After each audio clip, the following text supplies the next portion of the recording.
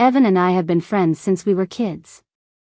We promised each other that we'd get into the same college. Our feelings were getting more obvious, and then a bright, lively transfer student joined our class. She grabbed my first love's hand and asked with a smile, "Want to try something more interesting?" Evan didn't refuse. They hung out together so much, he ended up repeating a year. Later, I saw him on campus. I was one of the welcoming crew, while he was a freshman. Evan said with a choked voice, "Kathy, I kept my promise. I got in." My boyfriend suddenly wiped a crumb off the corner of my mouth. Then he looked up, eyes sharp, and said, "Are you here to catch up with my girlfriend, freshman?" In the last period, the homeroom teacher assigned everyone to a study group. Everyone assumed Evan, my first love, would be with me. They were all like, "I'm so jealous of your relationship with Evan. He's so good at math, he can help you improve a lot." I stayed calm on the outside, but I was happy inside. As we talked, everyone suddenly looked behind me. I turned and saw Evan, holding books, walking in with Joy from the back door. My heart skipped a beat. Joy was the transfer student who caught all the boys' attention on her first day because she was so pretty and lively. The teacher placed her next to Evan, but he refused, saying, "Teacher, having someone in front of me is enough. I don't need a table partner." Suddenly, my ears turned red. My heart was racing under the class's teasing because I was the one sitting in front of Evan, and I was his first love.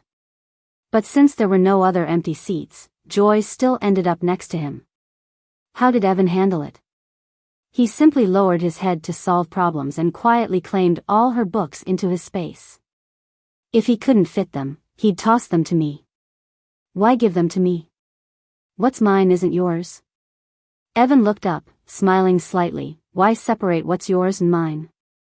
I snorted in mock anger, but my heart felt as sweet as honey.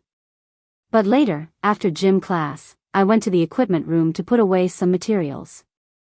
I saw Joy in a school skirt, holding Evan's hand, saying, "A straight-A student like you should hit the books all the time, huh? Want to do something more fun?" Evan didn't say anything. Didn't refuse, either. Now, watching him pull out a chair for Joy by the window and start explaining problems, other students fell silent, giving me knowing looks. I approached Evan, feeling uneasy. "Didn't we agree you'd help me with math and I'd help you with English? Why are you with Joy?" Evan set his pen down, looked coolly. "Kathy, your basics are too weak. You'd hold Joy back." That hit me hard. But I wasn't giving up. "Didn't we agree first?" Before I could finish my sentence, Joy smiled at me and said, "Evan, maybe I'll find someone else. Plenty of boys are asking to team up with me." "No way." Evan stopped her hand, looking annoyed at me. "Kathy, she just transferred here and doesn't know anyone. Why are you competing with her?" Then he turned to Joy, his voice soft. "Don't worry. It's my choice to team up with you. No one else can decide that." "All right then," Joy shrugged innocently.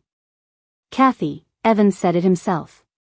Blame your lack of charm for losing your first love, not me. Maybe you can jot down the questions you can't solve, and Evan will cover them later." "Ignore her," Evan lightly teased Joy's chin. "You learned it yourself. Why worry about others? Stop it. It tickles." I wanted to ask Evan when I became irrelevant. But the bell rang. So I forced myself to calm down and return to my seat. "Wow, didn't know this formula could work here. Evan, you're amazing." Her delighted voice lingered as everyone in class, except me, had a partner. That night, Evan slipped me a note during study hall. "Don't be mad about today, Kathy. Joy's new here, so as her partner, I should look out for her. But don't worry. Once I help her out, I'll find time to tutor you." Looking at his neat handwriting, I felt a sudden unfamiliarity. I grabbed a pen. "No need." Sent it back. Evan seemed to have more to say, but after some scribbling, he nudged my shoulder, distracting me from solving a geometry problem. I sighed deeply and raised my hand. "Teacher, Evan's distracting me. Could I change seats? Evan froze as I got moved to the front row. After class, he approached me. Kathy, what's up? We've never been apart since elementary school. I hesitated. Evan was right, we'd been pals since childhood. Our families treated us like siblings.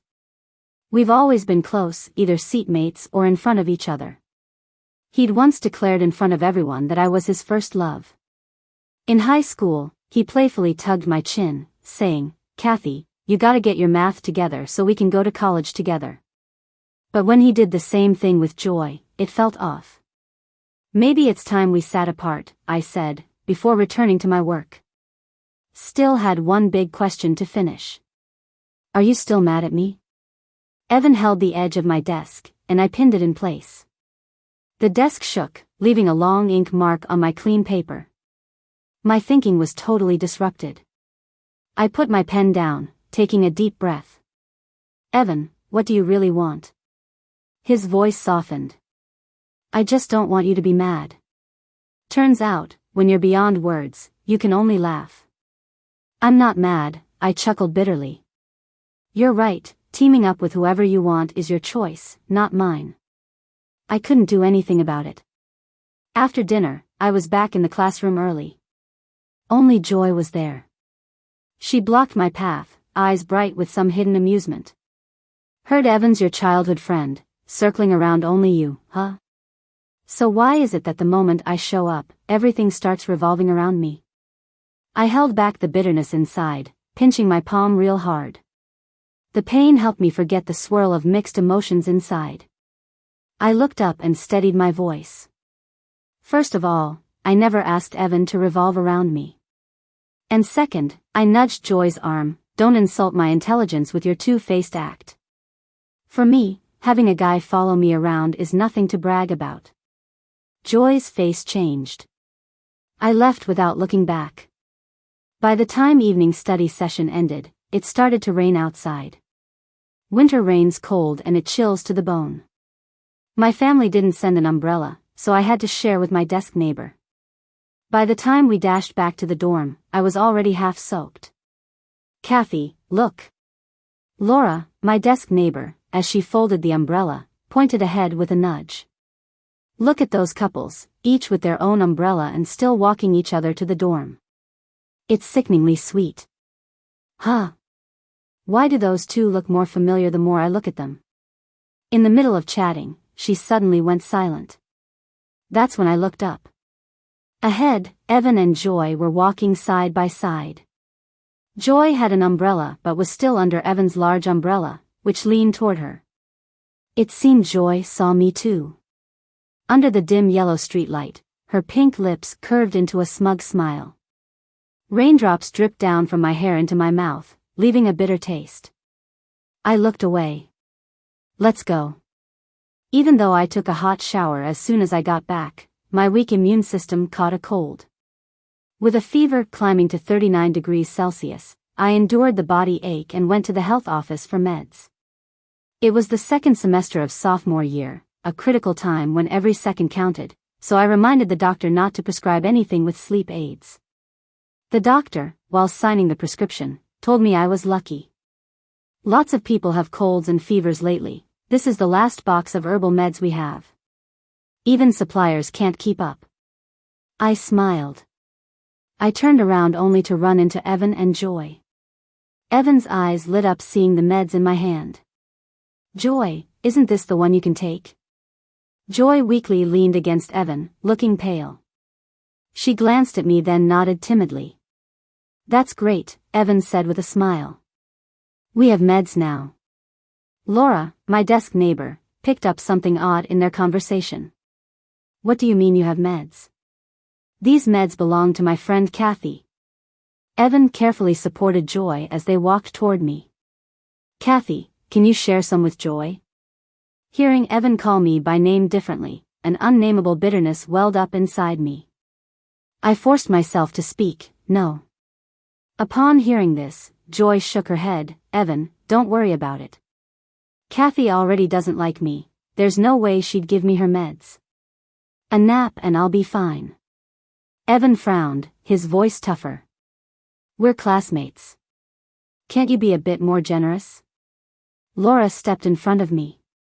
This medicine needs to be taken complete to be effective. How is Kathy being stingy? If someone were dying and asked for your life, would you give it? Evan's face darkened from being rebuffed. Kathy, I'm so disappointed in you. Even if you're mad at me for not picking you as a partner, don't joke with someone's life like that. The turmoil in my mind pounded painfully. Let's go, I said, grabbing Laura's hand. Over the weekend, when my mom found out I got caught in the rain, she frowned in confusion. That's odd. Didn't we send you an umbrella? My hands paused while packing my bag. When? It was that Thursday. Your dad and I saw the rain forecast and brought an umbrella to school. But I didn't get it, I replied, realizing something as Mom slapped her forehead. Oh, right, we ran into Evan at the school gate. We asked him to bring it in for you. A lump caught in my throat, and my heart sank. My mind flashed to Joy holding that umbrella. Evan wasn't just betraying me emotionally. He gave my umbrella to someone else and kept it from me. It's true, once someone loses their moral compass, they just don't seem like a decent person anymore. Before bed, Mom, as usual, brought me fruit. Noticing something, she asked what was wrong. After thinking, I asked, what if two people start on the same path, but one veers off? What then? The soft light highlighted the traces time left on her face. She tucked the blanket around me. It just means he was never meant to walk the whole journey with you. You only shared that crossing point. After that, you went your separate ways. Kathy, just keep moving forward. The right person will stand in your future. Exactly. You can't stop moving forward. Math is my weak spot, but not Evan. Losing Evan is fine, but not my studies. Understand that, I went to school like usual. As I sat down, a slam landed an umbrella on my desk. Kathy, are you serious? Evan stood in front of me, blocking my view. I only lent Joy your umbrella for a bit. Do you have to snitch to my mom? His words left me confused, but I quickly pieced it together. My guess was my mom mentioned it to his mom while chatting. It wasn't me, but I felt no need to explain. Numbness had taken over. Calmly, I asked, did you get my permission before lending my umbrella to Joy? Taking without asking is stealing, Evan. Surprised at my direct jab, Evan fell silent. I stood up, adding, Evan, should I report this to the teacher? Evan looked at me, his pupils trembling. After a long pause, he said, that's not necessary. Evan hadn't talked to me in days, but today he suddenly waited for me at the door. I walked past him, and he jogged after me with his bike. Kathy, my mom told me. The umbrella, your mom mentioned it, not you. Sarcastic laughter bubbled inside me. So? I stopped. I should feel guilty under your scolding and wait for you to forgive me just like this moment? I continued, Evan, are you that bored? Evan's brow furrowed, almost capable of catching flies. Kathy, why are you like this now? Selfish, always stabbing back even without reason, completely unreasonable. Am I unreasonable? Or have I really changed? I think back to my freshman year of high school. Our class funds went missing, and the CCTV showed that I was the only person who went back to the classroom during the break. Suddenly, everyone was pointing fingers at me. At that time, I fought back. The one accusing must provide evidence. If you want to prove I took the money, show me the evidence. I shouldn't have to prove my innocence. What did Evan do then? He stood firmly in front of me, supporting me. He even said that girls should have a bit of fire, and that it was a good thing. But now, he looks at me with disgust, telling me I'm unreasonable. After that falling out with Evan, he stopped walking to and from school with me. But surprisingly, I discovered it's not too bad to take the bus. I can use that time to learn some new vocabulary. After school, Evan would always be one of the first to stand at the gate, clearly waiting for someone. Evan, waiting for Kathy again? People would tease. He'd give me a meaningful look and then quickly look away. Soon enough, Joy would run up to him. Thank God, Evan, if it weren't for you, I'd have to walk home all alone. Let's go. I thought this was going to be how things are now. But one day, when everyone had left the classroom, Evan was still standing by the door. As I walked past him, acting like he wasn't there, he grabbed my arm. Kathy, how long are you going to keep this up?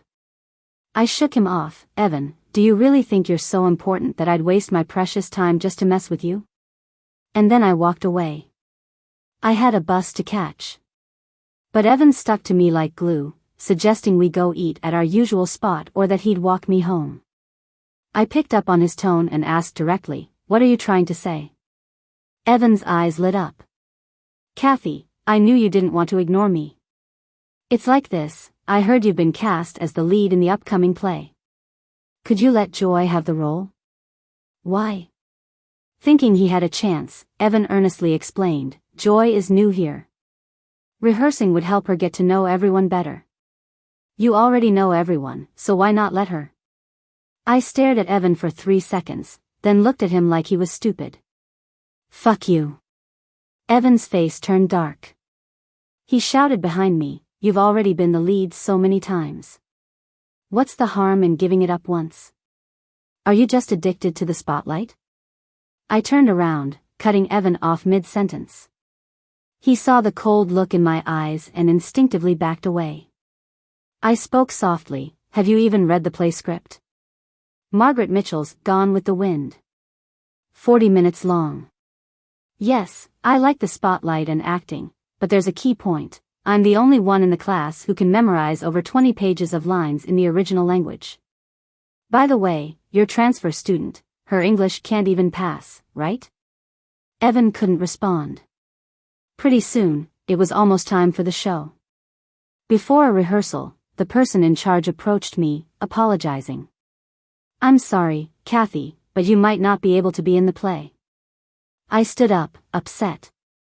Why? I've already memorized the lines. She sighed, it's because of Joy. Her dad sponsored everything we need for the show. His only condition was that Joy gets the lead role in the key performance. No way. Laura slammed the table. Is there any justice left? Can the school agree to this? He's already dined with the board members. The vice principal made the call himself. Laura cursed under her breath. I got up and headed straight to the rehearsal room. Sure enough, a crowd gathered around Joy, excitedly discussing their costumes. This looks amazing. Joy's dad is incredible, getting us costumes from a theater. But it's such a shame about Kathy, though. When I walked in, another student tried to subtly quiet the first speaker who quickly realized and covered their mouth. I walked past them to Joy's side. Joy saw me and smiled with her petite, delicate face. Kathy, it's all my dad's fault. He says big stages are not for everyone, insisted I get the role. But with everything being rushed, I haven't had a chance to memorize the lines, so it looks like I'll need your help. I furrowed my brows. What do you mean? Joy squinted and smiled. Well, as you know, my English isn't great, so I'll need you to do the narration backstage. Evan mentioned you can recite those 20 pages in one go. I took a deep breath, my fingernails digging into my skin. I couldn't even feel the pain. I can recite those lines because I started preparing a month in advance, because I dragged myself out of bed at 4 a.m. Despite being exhausted, and because I've flipped through an English-Chinese dictionary inside out in just a month. What right does Evan have to casually say all in one go? Not happening. I stared at Joy. If you don't know the words, look them up. If you can't memorize the lines, practice them. Don't fear being overwhelmed by the script I can recite in one go. Kathy. Evan approached, holding hand warmers, and looked at me disapprovingly. Why are you talking like this? Isn't it natural to help each other? I bottled up the fire inside, but some people just insist on provoking me. Evan remained oblivious to my shaking hands and my eyes, brimming with tears. People kept urging me, if you refuse to partner with Joy, the school board might cancel the show. Do you really want to see everyone's hard work go down the drain? That hit me like a truck. I looked back to see everyone with faces that spoke volumes but mouths that stayed shut. It was like their eyes were saying, Kathy, just agree. By sacrificing yourself, you'll save the whole class. As the tension mounted, the drama club teacher arrived, saw the chaos, and smacked the table in frustration. Is this how you guys rehearse? She asked. Lead, supporting roles, everyone, come over here. With a single command from the teacher, everyone rushed over, regardless of how big or small their roles were. Knowing full well my chances of keeping my part were slim, I followed reluctantly. The teacher counted heads and then said, This is Alex, our director for this play, and last year's top graduate from our school. When she said that, the room went nuts. Alex? The #1 student from last year? I'd heard of Alex. The rumors painted him as a top-tier genius, untouchable. Hello, everyone. I'm Alex. His voice was cool and deep, pulling everyone's attention, including mine. There he was on stage, in a white shirt and black pants, his features sharp enough to look like they were sculpted. But those eyes, icy enough to freeze you in place. I value efficiency, he said bluntly. So, where's Scarlett? Scarlett was the lead female role in Gone with the Wind. But it was obvious Joy hadn't read the script, having no clue Alex was calling for her. Only after being prompted repeatedly did she finally raise her hand. Senior, that's me. I'm Scarlett. Come audition, Alex said, glancing up coolly. Joy froze, nerves getting the better of her as she twisted the hem of her dress. I can't perform right now. The silence was painful.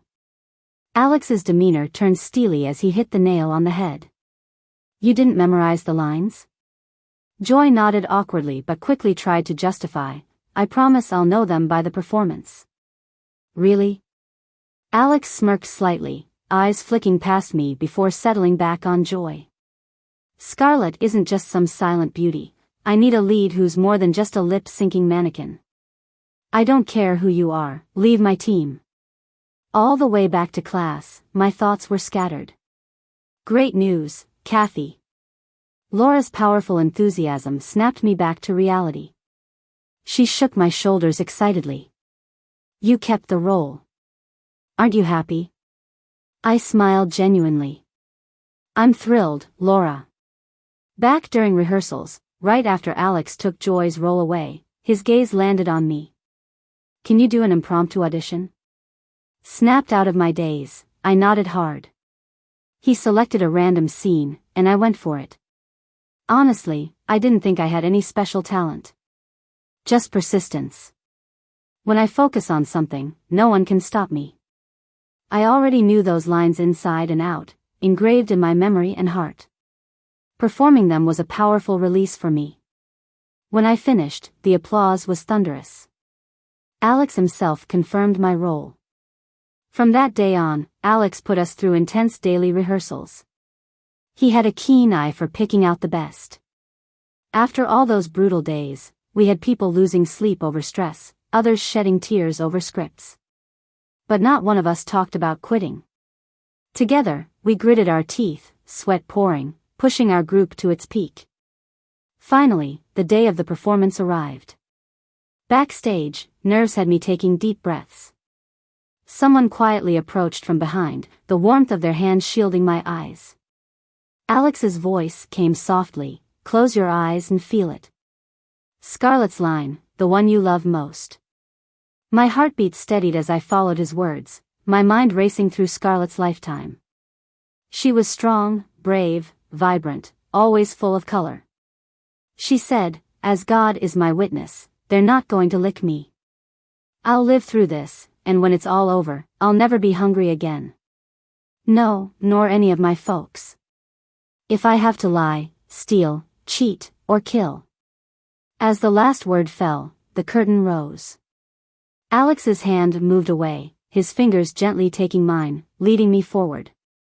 Go on, Kathy. This is your stage. Own it, enjoy it, control it. Amid waves of applause, the performance wrapped. Our show snagged first prize. As we all stepped up to bow, Alex came over with a bouquet. In the same direction, behind him stood Evan, his face pale as a ghost. The crowd's teasing roared around us. Thank you, my leading lady. Alex hugged me, gentlemanly as ever. I smiled back, thank you too, director. Turning back, Evan was nowhere to be found. Only a discarded rose bouquet marked his spot. Alex announced he'd treat us to a feast to celebrate. While retrieving my bag in the back, I bumped into Evan. Grabbing my arm urgently, he pleaded, Kathy, I'm done with Joy. Can we go back to the way things were? Stop getting close to those other guys, it's driving me crazy. Yes, I admit it, I've been jealous. When you ignored me, I felt hollow. Watching you hug Alex was torture. Evan rambled on, digging his hole deeper. Honestly, it seemed like he'd lost all the rationality he had left. I pulled my arm free. Are you nuts, Evan? You couldn't resist Joy, don't paint me with the same brush. I moved seats and joined the play for myself, not because of you. I'd barely finished when Evan latched onto the word out of line. Wait, what did you see? I sighed. You and Joy kissing in the equipment room. Evan recoiled, his face a battlefield of regret and realization. Eventually, a glimmer of hope flashed in his eyes. Oh, so that's it. Kathy, you're upset because of that. As he spoke, he suddenly looked at me with intense eyes and grabbed my wrist tightly. I blinked rapidly, trying in vain to break free. Evan, calm down. Kathy. Evan couldn't calm down at all. He leaned in, lost in his emotions. Kathy, I couldn't resist the temptation for a moment. It won't happen again. I've thought it through. As for kissing, I only want to do that with you. My heart skipped a beat. Before I knew it, my free hand had already slapped Evan's face. He turned his head, but the obsession in his eyes grew stronger. Amid the argument, no one noticed the crystal chandelier on the ceiling swaying dangerously. Not until my elaborate costume tripped me, and I fell to the ground. And the chandelier came crashing down. Evan! I shouted with a trembling voice, but a clueless Evan was still pressing down on me. Fear of danger made me squeeze my eyes shut. In a daze, I thought I heard someone call my name. Then, I was swept into a warm embrace, and Evan was kicked to the corner by Alex. A loud crash followed. The chandelier shattered to pieces. I opened my eyes, Alex was suddenly so close. The boy's handsome face was right in front of me. I instinctively looked away from his gaze. Yet my heart raced uncontrollably. My celebration party ended up being skipped. The incident caused quite a stir at school. After hearing that 3 people almost got hurt, the school immediately sent someone to check the backstage surveillance. Unexpectedly, the chandelier's fall turned out to be intentional. And the control room was remote, with only Joy going in and out. In the principal's office, Joy was crying pitifully. I'm sorry, Kathy. I didn't mean to. I was just jealous that you got to star as the lead. Seeing you shining on the stage, I lost my mind for a moment. I didn't even know how I ended up in the control room. I watched her performance quietly. Then I reported her to the police for intentional injury. Though the injuries were minor and didn't constitute a crime, given the circumstances and that Joy was already 16, she could still face up to 5 days of detention and a $500 fine. Of course, the amount wasn't significant. Joy's family wasn't short on money, and the fine wasn't for me. But the outcome was what I wanted. Before being taken away, Joy could no longer hide the hysteria in her eyes. Kathy. You're trying to ruin me. I'm only 17, and you're giving me a record. Aren't you afraid of karma? Karma? I found it amusing. Joy, you even understand karma exists in this world? You couldn't stand on stage and couldn't stand seeing me there. When you pulled down the chandelier, you were probably wishing I'd die, right? Did you think of karma then? So, maybe this is your karma. Joy suddenly lost her strength, letting the police take her away. After the party, things were calm for a while. Oh, except Evan came to find me. He said, "Kathy, so what if Alex likes you?" He's a college student. There are so many pretty and talented girls in college. Do you really think he'll remember you when he goes back? You'll realize soon enough that only I can be by your side. After all, math isn't something just anyone can master. I'll be waiting for you to come to me. Watching Evan's departing figure, Alex emerged from the shadows with a whistle. Has the school really come to this point? I turned and said, "Hey, don't generalize." Alex looked down at me, his bright eyes full of a playful smile. "All right, Kathy. Your first love might be off the mark, but he did get one thing right." I blinked. Which part? Alex walked away, waving. "When you get into college, I'll tell you." Since Alex didn't spell it out, I pretended not to know. With finals approaching, I poured all my energy into math, tackling every question I could find, even competition problems when I'd exhausted other sources. This time, I made it to the top 3 in the class. When the test papers were handed out, mine and Evan's were missing. Evan's expression was unchanged. That's because the math teacher liked to use his solutions as examples every time, while mine was likely for comparison. "Kathy, hanging around Evan all day won't help. Is math talent contagious?" It was the same this time. The teacher called Evan to the front to get his test paper. As Evan passed by, he whispered, "See, Kathy, you can't do it without me." I put down the pen I was spinning.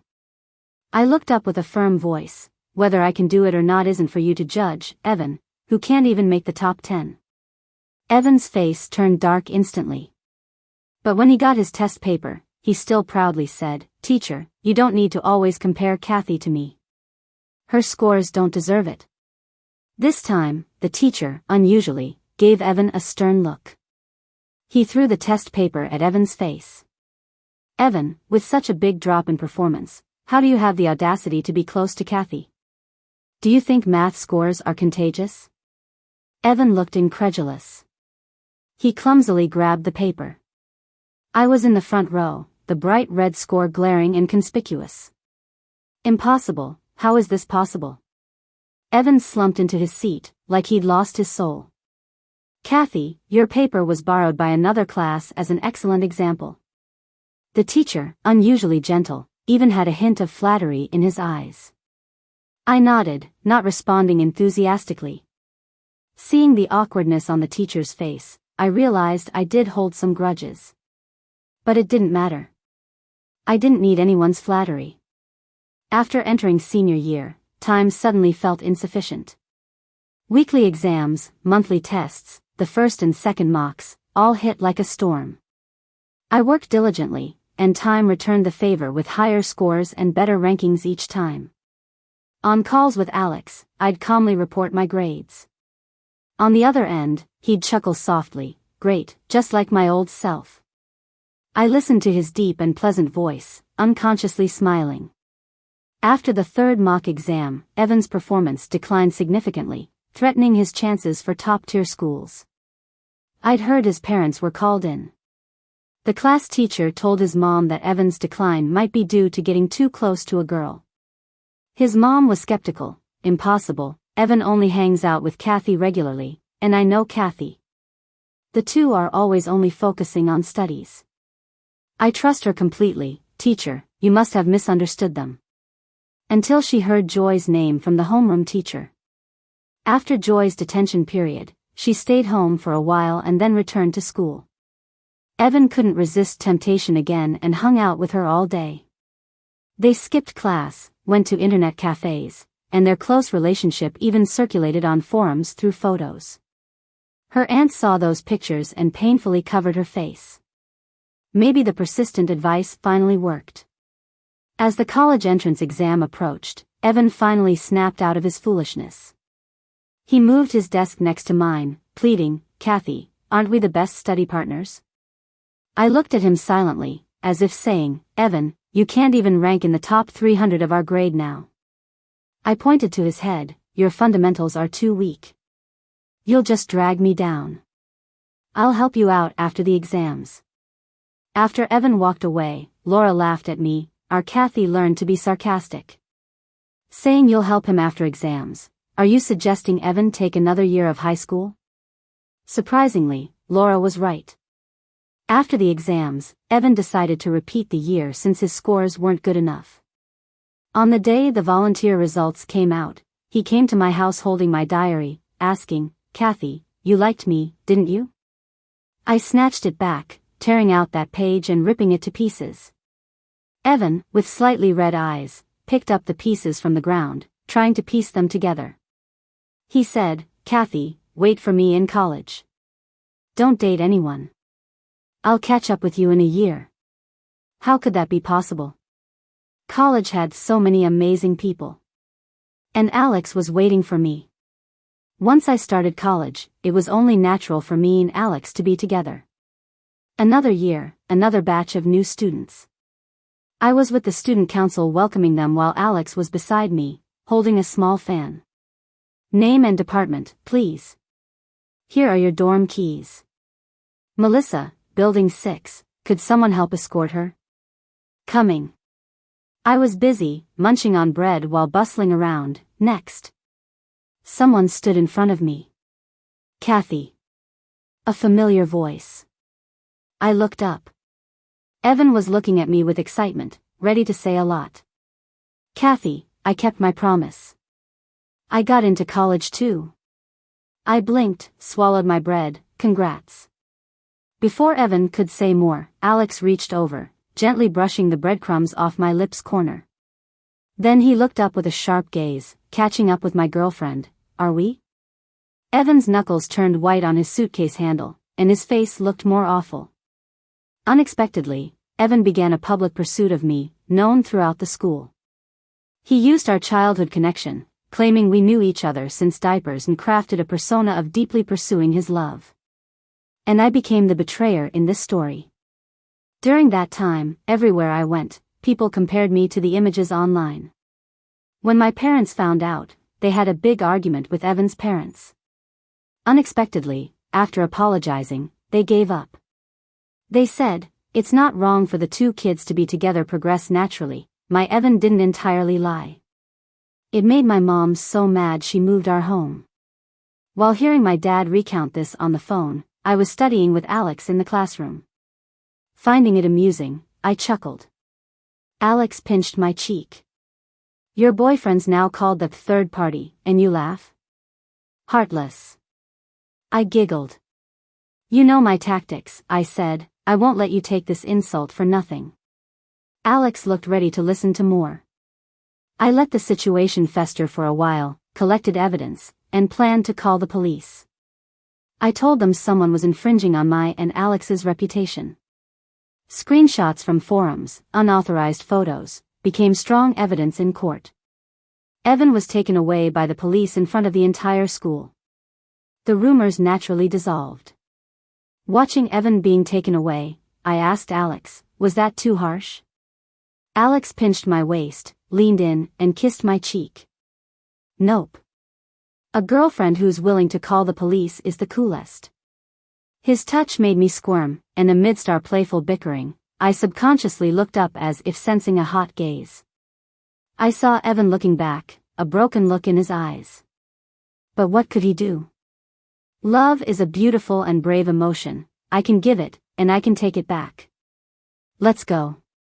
Alex hooked my little finger, kissed it, "My leading lady." I laughed, said okay.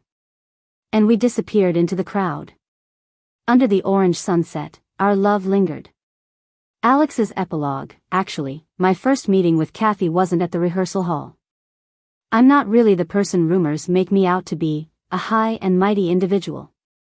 I'm not as talented as others might think.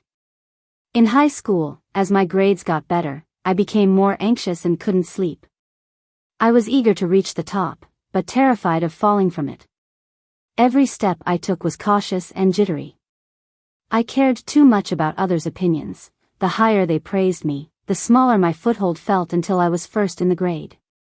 It felt like standing on the top of a pyramid, unable to move. Every compliment felt like a cold, harsh wind trying to blow me down. Then one day, a top essay of mine was handed back by the teacher. And I noticed a sticky note attached to it. The handwriting was graceful yet confident. It read, "Allow yourself to be criticized. Allow yourself to be doubted. Just keep moving forward, because this is our own journey." The essay was about recognizing oneself. I wrote it safely, staying in the comfort zone, which earned praise from teachers and classmates. But she saw through it, seeing the trembling, fearful heart beneath my calm facade. After that, it felt like my always tense heart found relief. Yet, I searched the entire senior grade and couldn't find out who she was. Until one time after finals, I went to check the rankings and noticed a motto. "A ship is safest in the harbor, but that's not what ships are built for." My heart pounded. Her handwriting was just like the writing on the sticky note I cherished. I recognized her. Her name was Kathy, a freshman. But I was about to graduate. Worse, Kathy has a childhood friend who grew up with her. I found these things out by asking around. So, like a thief coveting someone else's happiness, I watched them go to and from school together, playing around.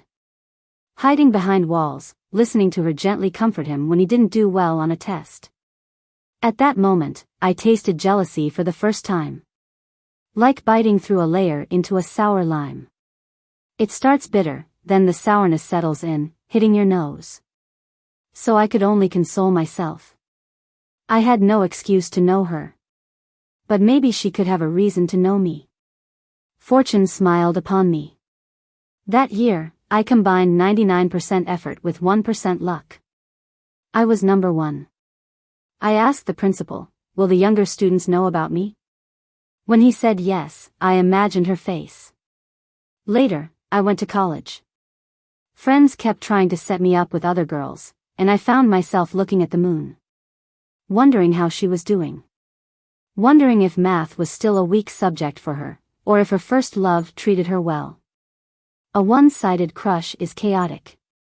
I was always the gifted one, but experiencing this, I felt like the loser. But I was willing. And finally, I had waited long enough. I stayed in touch with my high school teachers.